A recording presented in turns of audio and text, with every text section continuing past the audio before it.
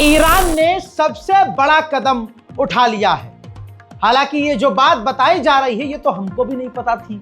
ऐसा होता है कि जो IAEA है ये UN का पहली बात संगठन है जो कि दुनिया भर में जहां न्यूक्लियर प्लांट लगे हुए हैं उसकी नज़र मतलब उस पर रिपोर्ट रखता है, वहां क्या चल रहा है क्या नहीं चल रहा है ये सारी जानकारी IAEA रखता है। हत्ता कि ये वहां पर अपने कैमरा भी लगा रखता है। बहुत खतरनाक क्वालिटी के कैमरा होते हैं, अच्छे खासे कैमरा होते हैं। वो कैमरा लगा कर रखता है। जैसे ईरान के अंदर जितनी भी न्यूक्लियर साइट्स थी सब जगह IAEA ने अपने कैमराज लगा कर रखे हुए थे और वो UN आराम से बैठकर जो IAEA के जो स्टाफ हैं वो अपने देश में बैठकर देखते थे कि यहाँ क्या चल रहा है।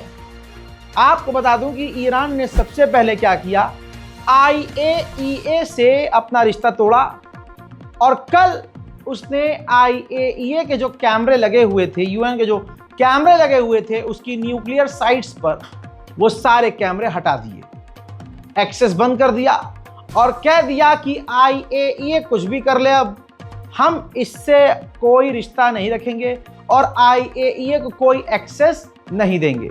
हजरात, ये ईरान ने सबसे बड़ा कदम उठाया है और इसको टेक्निकल लेवल पर काफ़ी ज़्यादा इस कदम से ईरान को फ़ायदा आगे पहुंचेगा।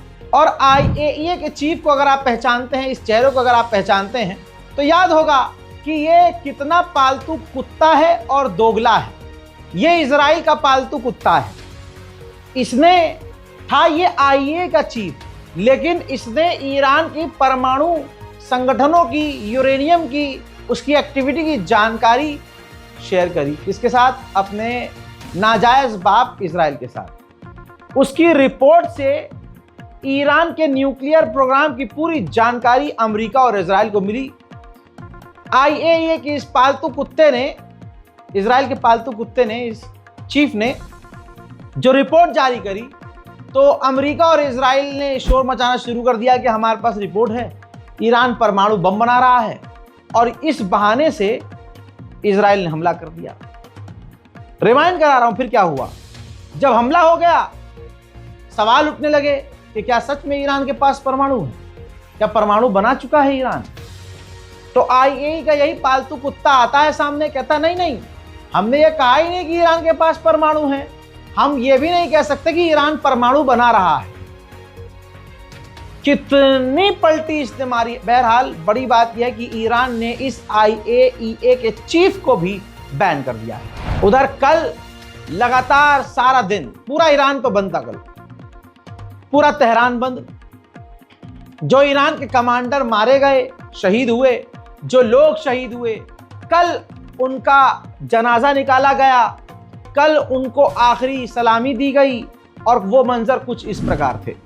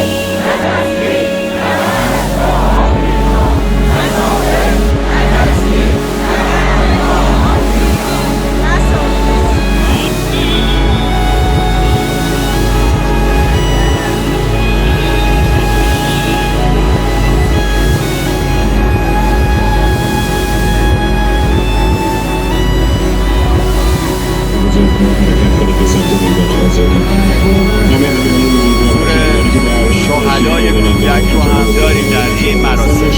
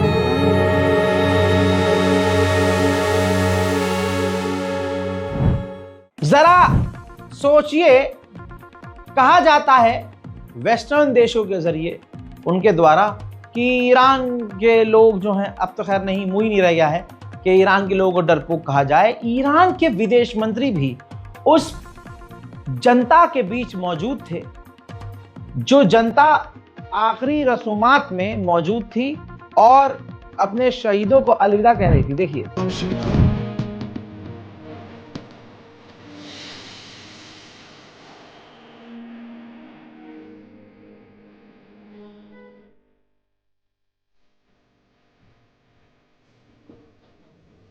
مردم علاج در وطن است، در همین مشت‌های گره کرده، در همین اتحاد.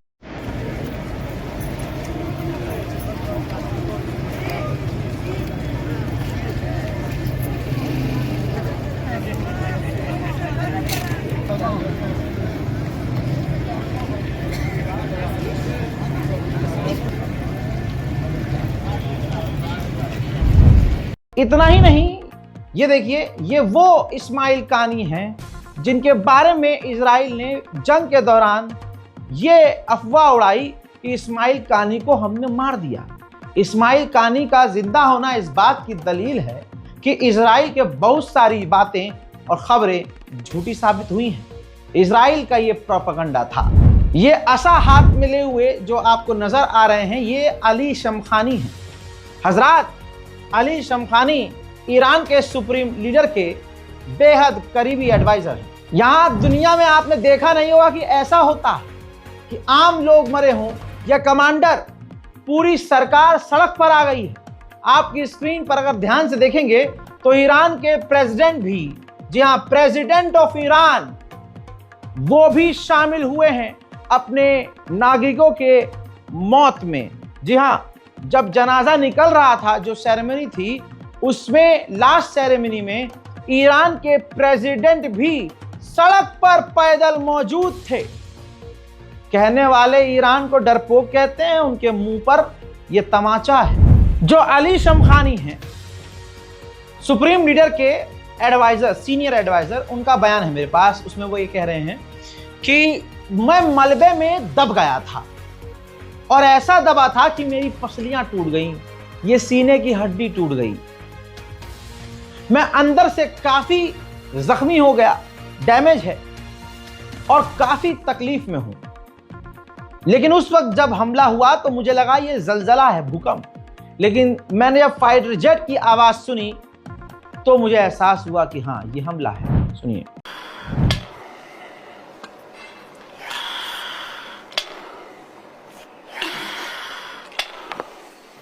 این رو میکشید برای ریه آسیب. من چون ستون به اصطلاح قفسه سینم شکسته، آسیب‌های داخلی بیشتر دیدم. میگید از اون ساعات، از اون اتفاق چه شد؟ شما چه میکردید؟ من روی تخت بودم، موبایلم روی زمین بود با فاصله. خانواده‌م هم اتاق بغلی خوابیده بود. من خواب بودم چون موقع نماز بود، من داشتم بیدار می شدم.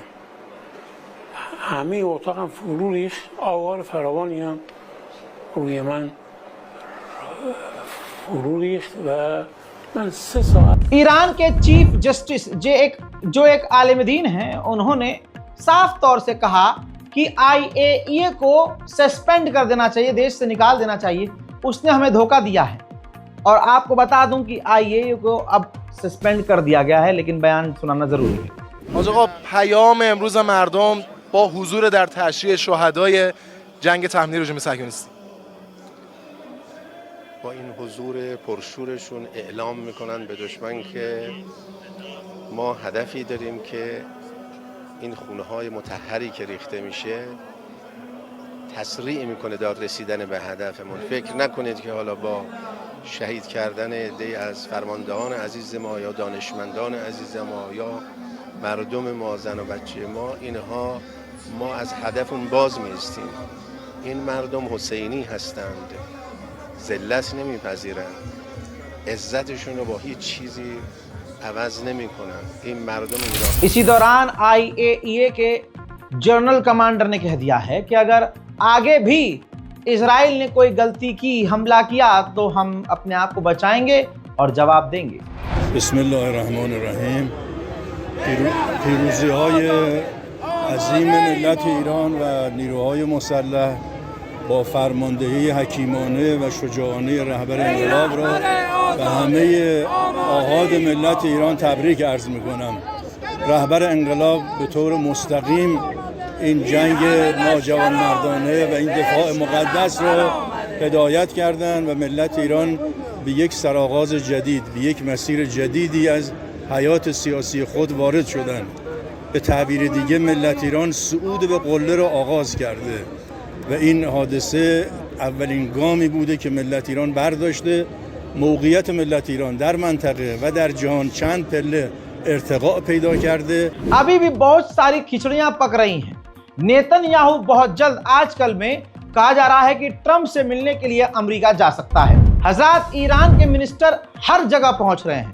ये बिल्डिंग आपको याद होगी जहां ईरान का झंडा लगा हुआ है, IRIB, जो कि ईरान का न्यूज चैनल है जिस पर हमला हुआ था, आपको याद होगा। वो पूरी बिल्डिंग डैमेज हुई थी और हमले के बाद भी वहां के पत्रकार लाइव ब्रॉडकास्ट कर रहे थे। हजरात, ईरान के विदेश मंत्री उस ब्रॉडकास्ट, उस न्यूज चैनल की बिल्डिंग के बाहर भी पहुंचे थे, उस तमाम जगहों का जायजा लेने के लिए। वहीं ऑपरेशन सिंधु भारत ने चलाकर भारत के 4000 भारतीय छात्रों को ईरान से सुरक्षित निकाला था। भारत सही सलामत अपने लोगों को, मुसलमान जो छात्र वहां पढ़ रहे थे, उनको भारत सुरक्षित लेकर हिंदुस्तान लाया गया था। भारत सरकार लाई थी। यह अलग ही बात है कि कश्मीर के लोगों ने आकर भारत में खूब दबाकर बुराइयां करी, खूब बुराइयां करी। इतना बुरा था हिंदुस्तान तो भाई आए ही क्यों, वहीं रह जाते, क्यों बुरे वक्त में ईरान को छोड़ के आए। ऐसे बहुत सारे हैं हमारे हिंदुस्तान के, लखनऊ, उत्तर प्रदेश, अपने कई जगह के लोग हैं जो वहाँ पढ़ रहे थे। तो उन लड़कों ने साफ कह दिया कि हम यहाँ 4 साल से हैं या 3 साल से हैं, किसी ने कहा 5। आज जब ईरान मुश्किल में है तो हम तो छोड़ के जाएंगे नहीं। तो भाई वो लोग जो हिंदुस्तान में आए सही सलामत और आकर या खूब बुराई करी, किसी ने कहा बस खराब थी, ये खराब थी। मैं कह रहा हूँ खराब थी, तुम जिंदा हो, यही बहुत बड़ी बात है। मोदी सरकार मुसलमानों के साथ कैसी है ये भी तुम्हें पता है। हमें तो यही उम्मीद नहीं थी कि मोदी जी कोई ऐसा ऑपरेशन चलाएंगे। ये तो बहुत बड़ी बात हो गई कि मोदी जी ने तुमको बचा लिया, बचा लिया, ये बड़ी बात है। भारत में रहकर मुसलमान सांस ले रहे हैं, ये बड़ी बात है। वरना मोदी जी की भीड़ नहीं चाहती कि आप जिंदा भी रहें, लेकिन मोदी जी ने आपको बचाया तो आपको आकर अप्रिशिएट करना चाहिए था।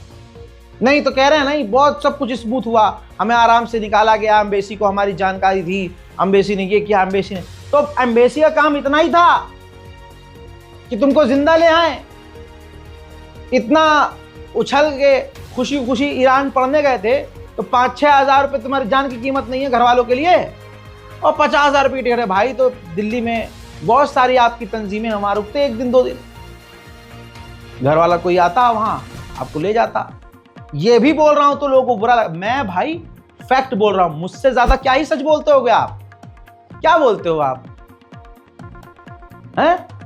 अभी लोगों ने मुझे गालियां बकनी शुरू कर दी, रहा भाई तुम ऐसे हो, तुम ऐसे हो, और इंडिया को, मोदी को ये करना चाहिए था। हाँ, प्राइवेट जेट देना चाहिए था भाई तुम्हें, प्राइवेट जेट।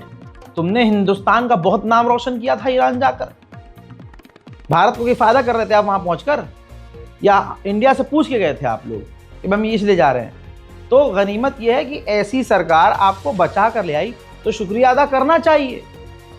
कश्मीर को छोड़कर दूसरे इलाकों से जो लोग बिलोंग करते थे उन सब ने तारीफ ही की है, लेकिन नहीं, एक जगह है जहां पहली बार देखा कि कश्मीरी हिंदुस्तान के आगे, अब एक जगह आप गलत हो गए, अब हर जगह आपको इसका नुकसान उठाना पड़ेगा। ईरान के विदेश मंत्री ने सीधा लिख दिया है, कह दिया है कि अगर अमेरिका बात करना सच में चाहता है, उसका दिल साफ है, तो सबसे पहले हमारे सुप्रीम लीडर, जो ईरान के सुप्रीम लीडर हैं आयतुल्लाह सैयद अली खामनाई, उनकी डिसरिस्पेक्ट करना बंद करे अमेरिका, बंद करे ट्रंप। ईरान के अंदर जो इस्फहान में उसकी न्यूक्लियर साइट थी, देख लीजिए बिफोर आफ्टर, हमले के वक्त क्या हुआ, लेफ्ट साइड आप देखिए वो रास्ता बंद हो गया था, सिर्फ मिट्टी नजर आ रही है। अब उसकी सफाई कर दी गई है, एंट्रेंस ओपन कर दिया गया है, लगभग तमाम चीजों को रिकवर करना शुरू कर दिया है, और दोनों तस्वीरों में आपको साफ साफ नजर आ रहा है कि वहां काम चल रहा है। तवज्जो यहां यह दीजिए कि ट्रंप जो कदम उठा रहा है वो उल्टा पड़ रहा है। अभी ट्रंप ने जब कहा कि हम ईरान को $30 बिलियन दे देंगे, उनके जो कुछ पैसे जो हैं अनफ्रीज कर देंगे, ये बातचीत चल रही थी, ऐलान नहीं किया, बातचीत खैमे में चल रही थी। लेकिन जब अमेरिकियों ने और ट्रंप को नंगा करना शुरू कर दिया, और जब देखा कि पूरी दुनिया से इसका नेगेटिव इंपैक्ट पड़ रहा है, तो ट्रंप आप जानते हैं कितना सच्चा है, गधे का पिछवाड़ा और ट्रंप की जबान एक है। लिख दिया उसने, ट्वीट कर दिया सोशल में, भाई कि 32-30 बिलियन डॉलर ईरान को देने की हम जो बात कर रहे हैं, ये बात चल रही है, ये झूठी खबर है, ऐसा बिल्कुल नहीं है। आज दुनिया देख चुकी है, इस जंग से एक चीज क्लियर हो गई है कि अब इजराइल ईरान पर डायरेक्ट हमला करने से पहले अपनी 7 पुश्तों के बारे में सोचेगा। ईरान के डिफेंस सिस्टम काफी मजबूत थे, जो इजराइल और अमेरिका के हमलों को झेल गए। जरा देखिए, एक और ड्रोन का मलबा मिला है, ईरान के अंदर एक और इजरायली ड्रोन के टुकड़े मिले हैं, और ऐसे न जाने कितने और अभी गिरे हुए इजराइल के ड्रोन मिलेंगे। ईरान बहुत तेजी से अपनी साइट्स को रिकवर कर रहा है। आइए ये देखिए, ये वो एरिया है, ये वो जगह है जहां परमाणु बॉम्बर से B-2 बॉम्बर से हमला किया था, फॉर्दो फैसिलिटी, जहां पर आप देख रहे हैं अब सैटेलाइट इमेज बिल्कुल साफ है। अब वहां से धूल मिट्टी हटा दी गई है, सफाई कर दी गई है, और अपने उस न्यूक्लियर फैसिलिटी को तेजी से ईरान रिकवर कर रहा है। यह बात मैं सालों से कह रहा हूं, और ये ईरान की सबसे बड़ी कमी है कि ईरान अपने अंदर की चीजों को नहीं देखता। अब रिपोर्ट द टाइम्स की रिपोर्ट है, खुद देखिए, यह कोई नई बात और अचंभे वाली नहीं है। जो मिडिल ईस्ट की खबरों पर नजर रखता है, आप अपने घर के बुजुर्गों से, अपने वालिद मोहतरम से पूछेंगे तो उनको पता होगा, वो ये बोलेंगे कि हाँ, इजराइल डायरेक्ट अटैक कभी नहीं करता है, वो जासूसी करता है। अब इस रिपोर्ट के मुताबिक 2010 से मूसाद ईरान में मौजूद है, जासूसी करता है, हर फील्ड में घुसा हुआ है, धोखे से हमला करता है, और ईरान को अंदर से तोड़ने की कोशिश करता है। यह आज ओपनली माना जा रहा है, और इजराइल भी इस चीज को मानता है। जो लोग ये कह रहे थे कि इजराइल जीत गया, और जिनके बाप हैं इजराइल, मेरा 3 बाप, मेरा 3 अणवे, वो जबरदस्ती तारीफ पे लगे हुए हैं अंधभक्त। नहीं, पापा जीते हैं, पापा जीत गए। अबे मान लो ना कि तुम्हारा नाजायज बाप है, तो हम समझ जाएंगे तुम्हारा उनसे क्या रिश्ता है। हमारा तो रिश्ता उनका इस्लाम का है, दीन का है। ईरान से हमारा रिश्ता अल्लाह वाला, तुम्हारा काय का रिश्ता है भाई? तुम इजराइल में जाकर यहूदी के आगे झुकते हो पंडित समझ के, तो पिछवाड़े से दूसरा यहूदी लात मार देता है। वीडियो वायरल हुआ था, याद होगा आपको, भूल गए हो तो कोई बात नहीं, आगे और मिल जाएगा, और पिछवाड़े पे लात खाओगे। अब तुम्हारी जिल्लत इतनी बड़े लेवल पर हुई है, जितना इजराइल जलील हो रहा है इतने अड़वे जरूरी हो रहे हैं। कैसे? ये रिपोर्ट देखिए भाई, मोसाद के पूर्व अधिकारी ने कहा है कि ईरान तो दूसरी न्यूक्लियर साइट्स बना रहा है अंडरग्राउंड, और वो भी फॉर्दो जो फैसिलिटी है उससे भी गहरी और उससे भी बड़ी। फॉर्दो को अमेरिका पूरी ताकत से उड़ा ना सका, तो सोचिए ये जो अब फैसिलिटीज बना रहा है ईरान, उसको कौन उड़ा पाएगा। आइए IAEA का चीफ क्या कह रहा है। वो कुछ लोग मुझे मिलते हैं सामने से, खबर पूरी देखते नहीं ससुरे, मैं मुझसे पूछते रहेंगे दादा भाई वो आइए तो ये कह रहा था, नहीं कुछ तो नुकसान, अबे हुआ है नुकसान ईरान का भाई, बहुत कमांडर मारे गए, वैज्ञानिक मारे गए। अब यहां पर उनको मैं ये कहूंगा, जो मकसद था वो पूरा नहीं हुआ मेरे भाई, मकसद पूरा नहीं हुआ। IAEA के चीफ को तो आप जानते होंगे, किसी अणुए को कोई कंफ्यूजन है तो रिपोर्ट अब मैं आपको रख देता हूं सामने, क्या आ रही है रिपोर्ट। IAEA के चीफ ने खुद कहा है, खुद ये रिपोर्ट मौजूद है, गूगल कर लेना, साफ कहा है कि ईरान की जो न्यूक्लियर फैसिलिटी और यूरेनियम है, खासकर जो यूरेनियम है, वो तबाह नहीं हुआ है, और वो कहां रखा है ईरान ने वो मुझे पता नहीं है, हमें पता ही नहीं है। उम्मत मुस्लिमा इस चीज पर ध्यान दें, सही खबर आपको मिलना जरूरी है, क्योंकि नमक मिर्च मसाला और प्रोपेगेंडा यहां पर चलाया जा रहा है गोदी मीडिया के जरिए। इसलिए आपसे गुजारिश है, सुनिए ध्यान से और समझ के देखिए, सामने प्रूफ रखा है रजा गराफी ने आपके, खबर क्लियर है कि ईरान का यूरेनियम बचा हुआ है जिससे परमाणु बनाया जाता है। और आगे 4 बात जो कही उसने, IAEA के चीफ ने, वो हैरान करने वाली है। उसने साफ कह दिया कि उसकी जानकारी हमें ही नहीं है कि कहां है यूरेनियम, और जो उसकी न्यूक्लियर फैसिलिटी है उसको खत्म नहीं किया जा सकता। देखिए दुश्मन कह रहा है ईरान की न्यूक्लियर फैसिलिटीज को ऑपरेशन के जरिए, मिलिट्री ऑपरेशन के जरिए खत्म ही नहीं किया जा सकता।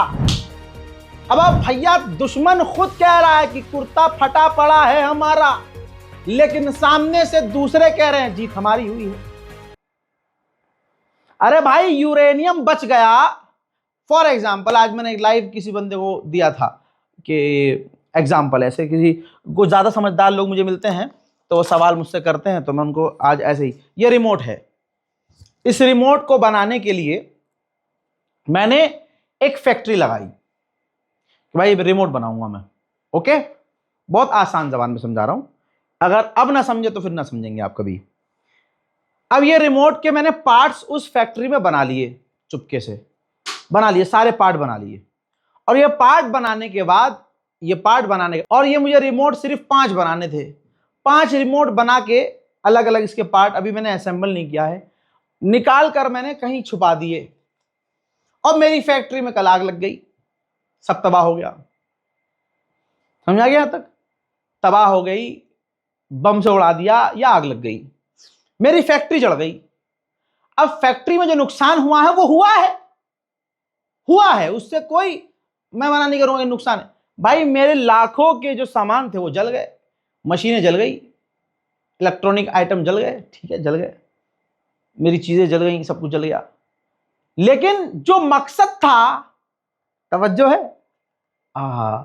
समझदार हैं आप, मकसद कामयाब, इसे असेंबल करना है मुझे बस दूसरी जगह चुपके से असेंबल किया, मेरा रिमोट तैयार। अगर तुमने मेरी जगह को तबाह कर दिया कोई बात नहीं, दोबारा बना लेंगे, मशीनरी तो थी, पहला जवाब। दूसरा जो ये कहते हैं, एक अणुआ कमेंट कर रहा था, अब भाई ईरान के सारे वैज्ञानिकों को मार दिया। अबे चूरन, वैज्ञानिक मार दिया, विज्ञान किसे कहते हैं? इल्म, एजुकेशन। एजुकेशन कहां, मतलब इससे मतलब कहीं लिख के रखते हो? अरे भाई मेरे पास इंफॉर्मेशन है कुछ, मैंने वो इंफॉर्मेशन आपको दे दी, वो इंफॉर्मेशन आपके दिमाग में चली गई, अब आप मेरी किताबें जला दो, आप मेरा स्कूल उड़ा दो, तवज्जो है? मैं तो एजुकेट हो गया। तो ईरान पहले से कहता आया है, हमारे वैज्ञानिकों को मारकर तुम्हें क्या मिलेगा?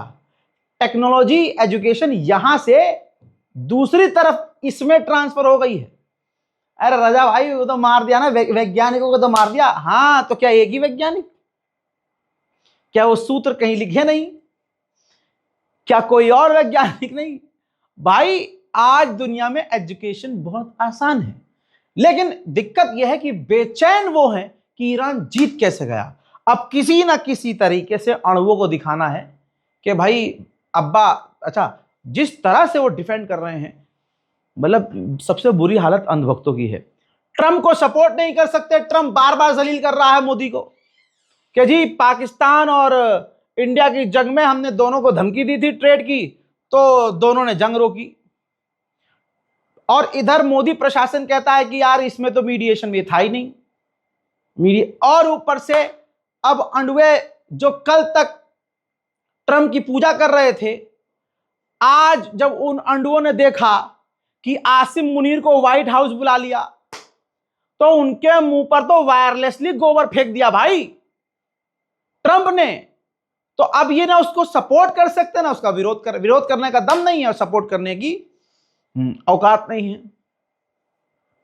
जलील हो जाएंगे ना। और अब बचा इजराइल। इजराइल को सपोर्ट कर रहे हैं तो इजराइल इनको भाव नहीं देता, दुरदुरा देता है। ये इनकी जिंदगी है। ये बेचारे जब से पैदा हुए हैं, जिनकी जिंदगी में सिर्फ गू पेशाब हो, वो कभी तरक्की करेगा? खबर यह भी आ रही है कि इजराइल अमेरिका से भारी मात्रा में टैंकर भी खरीद रहा है, यानी वो बड़े जहाज जो फाइटर जेट को हवा से हवा में ईंधन देते हैं, भरते हैं, फ्यूल करते हैं, रिफ्यूल करते हैं, वो खरीद रहा है।